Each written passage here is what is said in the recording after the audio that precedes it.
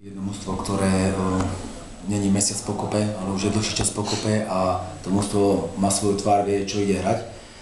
Snažili sme sa eliminovať tú nátlakovú hru Rimavskej, tých kľúčových hráčov, ale dneska to bolo, z našej strany to bola tragédia, lebo v tom stave, akom sa nachádzame, tak veril som, že sa dostaneme z toho skôr, nám nič iné neostáva, len veriť od zápasu k zápasu, ísť, šlapať. Chlapcom som povedal, že z tejto situácii, v akej sa nachádzame, sa môžeme dostať len sami, lebo kde prídeme, každý na nás sa vyhecuje, každý vie, že sme v nejakom krči a hovorím, chlapci, bolo vidno, od prvej minúty boli nervózni pred domácimi ľuďmi, aj to je, kričia na nich.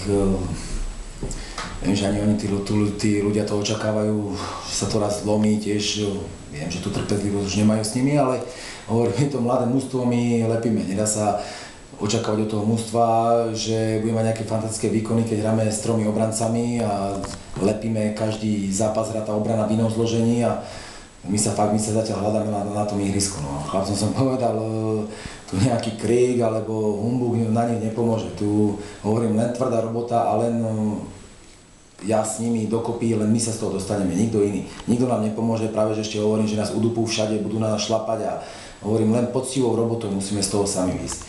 Takže hovorím, my dozadu už nemôžeme sa pozerať, čo bolo, my od zápasu k zápasu dopredu sa musíme pozerať a veriť to, že tvrdou robotou sa z toho dostaneme a to mužstvo zase sa dostane do starých kolají, kde malo tú fazónu víťazstiev za sebou a tí chalani si začnú veriť a už to pôjde. No.